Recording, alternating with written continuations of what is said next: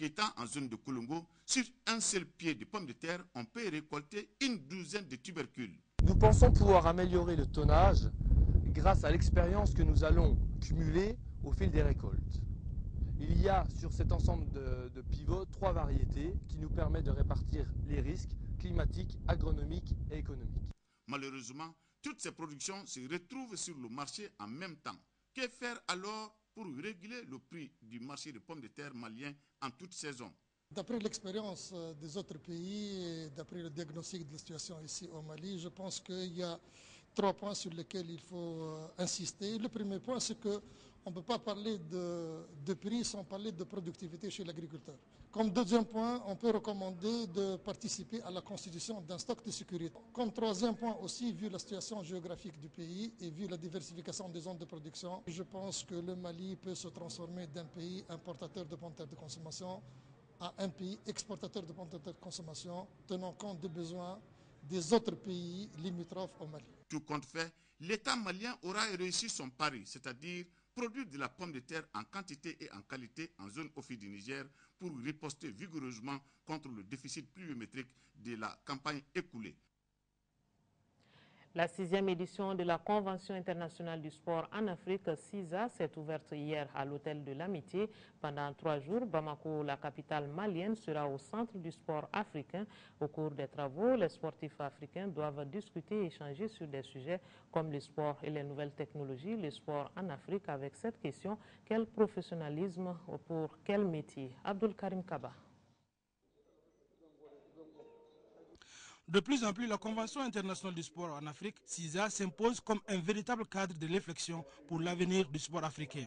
3 jours durant, toutes les composantes du sport en Afrique et même du monde vont échanger, discuter, partager les expériences pour la bonne marche du sport africain. La 6e édition de la CISA, celle de Bamako, co-organisée par la Société Diapo et le Comité national olympique et sportif du Mali, a enregistré des innovations, comme la tenue d'un forum des journalistes sportifs africains et un atelier pour les athlètes. C'est là grâce à l'engagement des autorités maliennes. Je nomme, pour le rendre un hommage, son Excellence Amadou Toumani Touré, président de la République du Mali.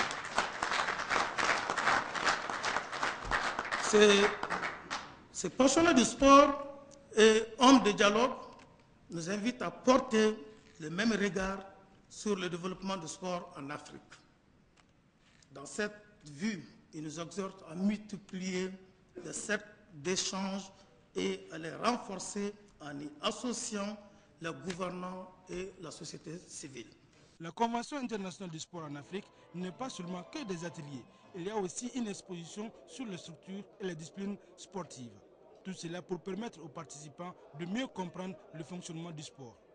Au dire des organisateurs, la CISA 2012 à Bamako a gagné en maturité avec la présence de certains ministres africains chargés du sport, du président de l'Association des comités nationaux olympiques d'Afrique ACNOA, des membres de CIO et du comité d'organisation des Jeux olympiques Londres 2012. Au sortir des travaux, une synthèse bien réfléchie va être remise aux dirigeants et décideurs africains pour le développement du sport sur le continent. Concours interscolaire jeunes et citoyenneté, c'est une initiative du CAP de Kati et du ministère de l'enseignement de base, de l'alphabétisation et des langues nationales. Il permet de contribuer au développement socio-éducatif de l'enfant à travers des techniques d'expression, de poèmes et autres. L'édition de cette année regroupe 16 communes, dont celle de Sibi, qui a abrité le lancement des activités. Al-Jumatina. La commune de Sibi dans le Mandé était l'attraction de toute la crème des écoles de l'académie d'enseignement de Kati. Ils étaient tous présents, autorités, élus communaux, enseignants et scolaires, au lancement du concours interscolaire. Le thème est jeunes et citoyenneté. L'initiative est née du désir d'inculquer des valeurs citoyennes aux jeunes, d'éveiller leur esprit. Voilà entre autres motivations qui ont poussé le CAP de Kati en 2006 à initier cette activité, avec l'accompagnement du programme d'appui aux collectivités territoriales. Je demande à nos autorités administratives et politiques d'accompagner l'école dans la réalisation de cette activité. L'implication de tous les partenaires de l'école est indispensable. Je vais parler des parents, des comités de gestion scolaire et tous les autres acteurs qui collaborent avec l'école. J'invite les enseignants à saisir la portée éducative du concours pour en tirer un bénéfice au profit des apprenants. Cette activité initiée par l'école malienne est un grand appui au renforcement des compétences des collectivités. Il nous appartient donc, en tant qu'élus, de la soutenir pour que nos populations soient beaucoup plus informées par rapport à leurs droits et devoirs vis-à-vis de la cité. Ces concours qui portent sur des techniques d'expression comme le poème, la chorégraphie, le sketch et la rédaction a pris de l'importance. S'agissant de cette édition, elle concerne les 16 communes qui renferment le Cap d'Ekati. De l'animation, du folklore manding et de la chorégraphie ont rehaussé l'éclat de cette cérémonie de lancement. Fin de cette édition pour le week-end. Vous serez en compagnie de Ndei Sissoko à 13h et Ibrahima Djomele à 20h. Merci de votre attention. Bonne suite de programmes sur leur thème. Bonsoir.